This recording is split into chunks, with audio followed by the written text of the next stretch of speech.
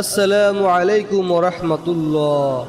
সম্মানিত মুসলিম ভাই ও বোনেরা, আজকে শবে বরাত নিয়ে অত্যন্ত গুরুত্বপূর্ণ একটি বিষয় কোরআন ও হাদিসের আলোকে জানিয়ে দেব ইনশাআল্লাহ। ভিডিওটি না টেনে শেষ পর্যন্ত দেখার অনুরোধ রইল। একজন দর্শক আমাদের কাছে প্রশ্ন করেছেন যে শবে বরাতের নামাজ কত রাকাত এবং কিভাবে পড়ব, এবং শবে বরাতে কি আমল বেশি বেশি করব। অনেকে আমল করাকে বেদাত বলে। এখন আমরা কি করব? কোরআন ও হাদিসের আলোকে উত্তরটি জানাবেন। সম্মানিত দর্শক, আপনাকে অনেক ধন্যবাদ। আপনারা সকলে জানেন 9 এপ্রিল 2020 বৃহস্পতিবার দিবাগত রাতে পবিত্র শবে বরাত, যেটিকে আরবি ভাষায় লাইলাতুল নিসফি মিন শাবান বা 15 শাবানের রাত বলা হয়। এখন প্রশ্ন হচ্ছে, এই রাতে নামাজ কিভাবে পড়বেন এবং কি আমল করবেন? আমল করা কি বেদাত? আপনারা জানেন, অনেকে বলে থাকেন এই রাতে কোনো আমল করা যাবে না, কোনো নামাজ পড়া যাবে না, এগুলো নাকি বেদাত।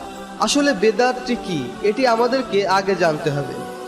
রাসূল সাল্লাল্লাহু আলাইহি সাল্লাম যে আমল করেন নাই এবং সাহাবীদেরকেও যে আমল করতে আদেশ করেন নাই, যে আমল আপনি নিজে থেকে বানিয়েই করেন, সেটি আসলে বেদাত। এ সম্পর্কে একটি হাদিস রয়েছে। হযরত জাবির ইবনে আব্দুল্লাহ রাদিয়াল্লাহু তাআলা আনহু হতে বর্ণিত। তিনি বলেন, রাসূল সাল্লাল্লাহু আলাইহি সাল্লাম বলেছেন, যে কেউ দিন ইসলামে শরিয়াত বিরোধী কোনো পদ্ধতি উদ্ভাবন করলো, তার গুনাহ সে তো পাবেই, এবং তাদের পরেও যারা সে পদ্ধতি অনুসরণ করবে, তাদের গুনাহ তার আমল নামায় বর্তাবে। নাউজুবিল্লাহ। এটি মুসলিম শরীফের একটি হাদিস। শবে বরাতে নির্দিষ্ট কোনো আমল করার ব্যাপারে কোরআন ও হাদিসের বাধ্যবাধকতা নেই। আপনি চাইলে করতে পারেন, আবার নাও করতে পারেন। তবে এটি যে একটি গুরুত্বপূর্ণ ও ফজিলতপূর্ণ রাত, তার মধ্যে কোনো সন্দেহ নেই। হাদিস শরীফে আছে, মুআজ ইবনে জাবাল রাদিয়াল্লাহু তাআলা আনহু থেকে বর্ণিত একটি হাদিস। রাসূল সাল্লাল্লাহু আলাইহি সাল্লাম বলেছেন, আল্লাহ তাআলা 15 শাবানের রাতে সৃষ্টির দিকে রহমতের দৃষ্টি দেন এবং মুশরিক ও বিদ্বেষ পোষণকারী ব্যতীত আর সবাইকে ক্ষমা করে দেন। এটি সহিহ ইবনে হিব্বান, হাদিস নাম্বার 5665। তাহলে কেন আমরা আমল করব না? আমল করলে তো আর গুনাহ হবে না। যারা বাড়াবাড়ি করে এবং 5 ওয়াক্ত নামাজ না পড়ে শবে বরাতের আশায় থাকে, তাদের জন্য ভিন্ন কথা। কিন্তু আপনি নামাজি মুত্তাকি হলে যত খুশি তত নফল ইবাদত করতে পারেন এই রাতে। চলুন আমরা হাদিসের আলোকে বিষয়টি পরিষ্কারভাবে জেনে নিই। রাসূল সাল্লাল্লাহু আলাইহি সাল্লাম বলেন, যখন শাবানের মধ্য দিবস আসবে, তখন তোমরা রাতে নফল ইবাদত করবে ও দিনে রোজা পালন করবে। ইবাদতের মধ্যে শ্রেষ্ঠ হলো নামাজ, সুতরাং নফল ইবাদতের মধ্যে শ্রেষ্ঠ হলো নফল নামাজ। এটি ইবনে মাজাহ শরীফের 1384 নম্বর হাদিস।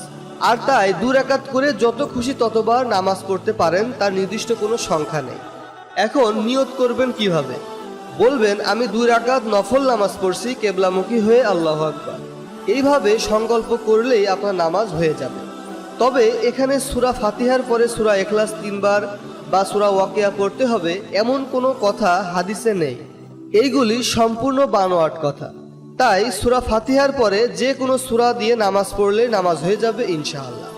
আর যারা রাতে গোসল করতে চান, করতে পারেন। হাদিসে গোসল করতে হবে এমন কোনো কথা খুঁজে পাওয়া যায় না। এছাড়াও এই রাতে বেশি বেশি ইস্তেগফার ও কোরআন তেলাওয়াত এবং জিকির আজগার করতে পারেন। শবে বরাতের ফজিলত সম্পর্কে আব্দুল্লাহ ইবনে ওমর রাদিয়াল্লাহু তাআলা আনহু থেকে বর্ণিত একটি হাদিস। আল্লাহ রাসূল সাল্লাল্লাহু আলাইহি সাল্লাম বলেছেন, এমন 5টি রাত রয়েছে যেগুলোতে আল্লাহ তাআলার কাছে কোনো কিছু চাইলে আল্লাহ তাআলা ফিরিয়ে দেন না। সে রাতগুলো হলো জুমার রাত, রজবের প্রথম রাত এবং শাবানের 15 তারিখের রাত এবং 2 ঈদের রাত। এটি সুনানে বাইহাকি হাদিস নাম্বার 6087, শুআবুল ঈমান হাদিস নাম্বার 3440। অতএব এই রাতে বেশি নফল ইবাদত করে কাটাবেন। তবে খেয়াল রাখবেন যেন রাত জেগে ইবাদত করতে গিয়ে ফজরের নামাজ কাজা না হয়ে যায়।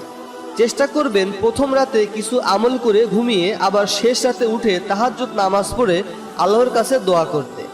ফজরের নামাজ জামাতে পড়া যদি সম্ভব না হয়ে থাকে, তাহলে ঘরে আদায় করে নেবেন। বিশুদ্ধ মতানুসারে শবে বরাত ও শবে কদরের নফল আমলগুলো একাকী করণীয়। যা কিছু নফল পড়ার তা নিজে ঘরে একাকী পড়তে হবে।